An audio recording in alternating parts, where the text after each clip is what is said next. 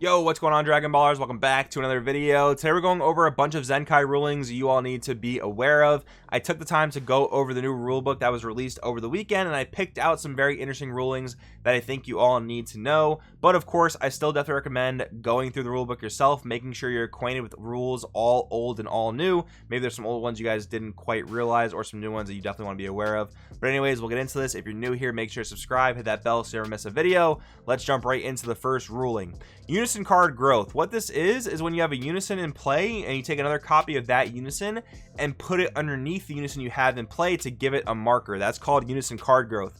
What's new here is that a counter timing occurs. You can counterplay in response to your opponent tucking a copy of a unison. This is actually a really important thing to know because it can actually lead to a lot of outplay. Let's lead with Frieza Charismatic Villain, for example. If I'm playing green, my opponent tucks a copy of a unison, a counterplay timing occurs. If my opponent has a battle card that I really want to get off the board, I can use that opportunity to play Frieza Charismatic Villain and pop the battle card that I don't want to attack me, right? So this is really good. This is a ruling that I don't think a lot of people are gonna know. So if you're subscribers to the channel, glad you know this now.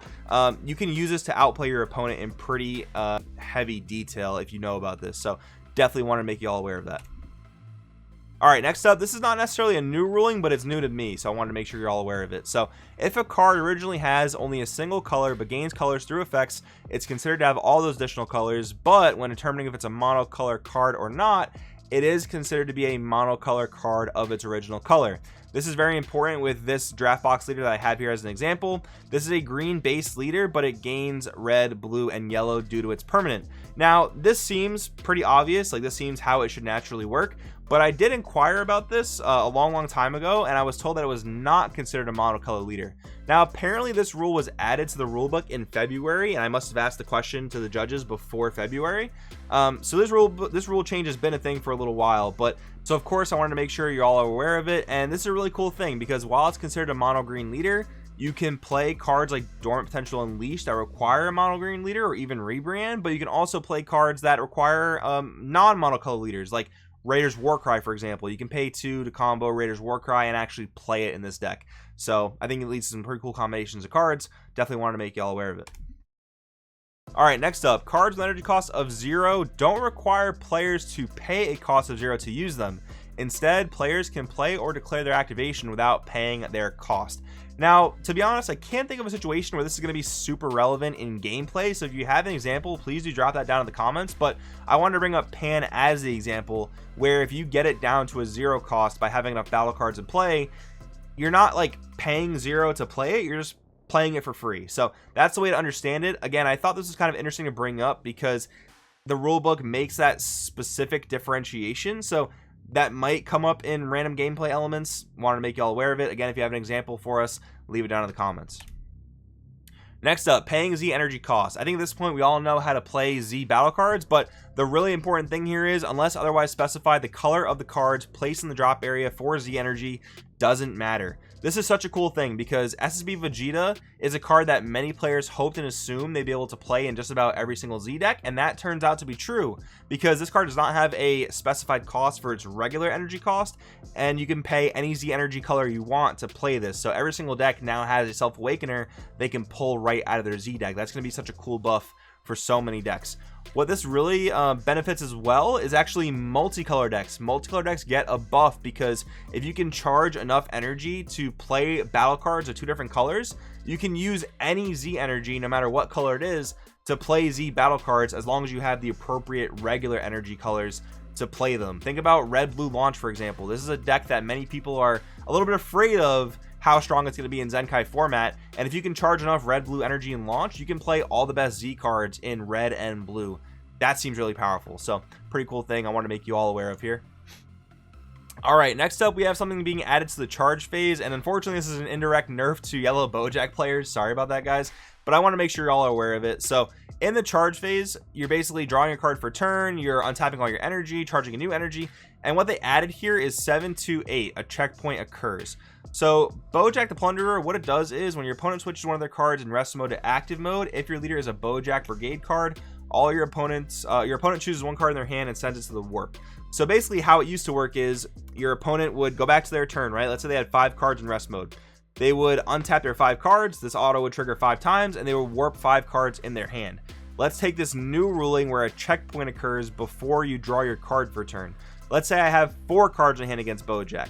I untap my 5 cards, I only warp the 4 cards in my hand, and now I get to draw that card after the checkpoint occurs. So again, very minor thing, not going to be relevant in 99% of gameplay patterns, but it is an indirect nerf to Bojack, so if you play Bojack, you are now aware of this. Alright, next one's a doozy. So if during step 817 or later, the attack card or guard card is changed due to an effect, skills that trigger when this card attacks or when this card is attacked are not made pending. So I couldn't think of an example where a card attacks and no longer becomes the attacker, because we know that even when you negate an attack, the card is considered to still have attacked. But I did have an example of when a card is attacked. So Triodo Danger's Bergamo. When this card is attacked, it gains 5,000 power for the duration of the turn. So if I'm understanding this ruling correctly, if I were to block an attack directed at my Bergamo, this ruling would apply and my auto would no longer go into pending. I found that to be very, very strange because, like I said, if your attack's negated, your attacking auto still trigger, and this card was still technically attacked even if I block. So why is this auto not proccing? I don't quite understand that. Maybe I'm misunderstanding the rule. If I am, let me know in the comments below. But I guess if you're playing a card like Triodo Danger's Bergamo or any card that has an auto that procs when it's attacked, don't block. I guess you can take that away from this. All right, next one has to do with skill cost. This is one that I think is pretty important from a technical scenario, so I wanted to make you all aware of it. So if the skill has a necessary cost, determine that cost, then choose to pay it in either its entirety or not pay it. So the first thing to know that's important here is whenever you're playing a card, anything in the skill text that comes before a colon is a cost. That's what you need to know. So if the skill cost is not paid, the auto skill is not activated or resolved. Refer to any skill cost conditions. If the conditions have been fulfilled, you can't choose not to pay that part of the skill cost. Example, assume your leader is red and you must pay the following skill cost. Auto, if your leader is red and you switch this card to rest mode, colon. Notice the colon there. That's where everything before that is the cost. So next up it says, if this auto skill is pending, because the if your leader is red part of the skill cost is automatically fulfilled because your leader is red, you can't choose not to pay that part of the skill cost. However, you can choose whether or not to switch this card to rest mode part. You can choose whether or not you want to pay that cost. So basically, if there's a cost that says if your leader is red, if it's your turn, like those are costs that you don't choose to pay or not. They're just automatically fulfilled. But anything like discard a card or switch the card to rest mode, those are costs that you can choose to pay. So when those costs are implemented, you can choose whether or not to resolve the auto. But if there's no cost on an auto, or if there's a cost that's automatically fulfilled like your leader color, you have to go ahead and resolve that auto, right? And some of those autos will be optional. Some of those autos will say like choose up to 1 card and you can choose 0, right? But if it's like if your leader's red, when this card attacks, draw 1, even though the cost is your leader being red, that cost is automatically fulfilled, so you have to draw the card. So that's pretty important to know there with how skills work and what's mandatory and what's not mandatory. All right, next one. In general, Z cards that leave the leader area or battle area are removed from the game. Very important to know, if your Z battle card gets removed from the field, if it dies, if it gets KO'd, whatever the case is, it does not go to the drop area. It does not go anywhere else. If it gets bounced back to your hand, it does not go back to your hand. It gets removed from the game. So take a card like SSB Goku Evolved Defender. One card that is hard to remove because it has deflect and barrier. Now let's say you're playing blue and you want to get rid of a barrier battle card. You can use Barrier of Hope to quote-unquote bounce this card back to your opponent's hand, but because of the Z battle card mechanic, it's actually going to get removed from the game. So where Barrier of Hope normally feels like a pretty bad card because you give your opponent back that resource to their hand, it's not going to work like that with Z battle cards. So that's actually a really good method of removing this card and other Barrier Z battle cards in particular, because it's not going back to their hand, it's getting removed from the game entirely. Alright, next up, you can't do action A unless you do action B. If actions are limited by this skill, action A can only be taken after action B is. If action B is not taken due to some rule or effect, action A cannot be declared or taken. Example, if you have activated the counterattack skill of King Vegeta's Imposing Presence cards so that your opponent can't attack with cards for the turn unless they give the attacking card minus 5,000 power for the turn, then your opponent can only attack with cards that have been given 5,000 power. So that might sound really, really confusing. It sounded confusing to me as I read it, but Basically, this means that you can only attack with cards that can receive that minus 5,000 power. That's really important in case of SS4 Gogeta Triumphant together. If your red opponent playing SS4 Gogeta attacks with some other card first and you use King Vegeta's Imposing Presence, your opponent has a restriction now where anything they attack with has to get minus 5,000 power. Gogeta is unaffected by card skills. It cannot take on that minus 5,000, so it cannot attack. This is very easy for the Gogeta player to play around though, because all I have to do is attack with Gogeta the first swing of their turn. And just letting you guys know, if you're playing SS4 Gogeta, big tip, just always attack with SS4 Gogeta first. You're probably always going to want to do that. But if your SS4 Gogeta opponent does not do that, again, this leads to an outplay scenario where you can put a restriction on them that they cannot fulfill if the card's unaffected by skills. Is very important. One other thing I wanted to note here, and there's no rulebook entry for this, so I wanted to just talk about it. There was talks about whether Gogeta will be affected by extra cards and unisons outside of its own battle because of the permanent specifying Gogeta GT as a character trait.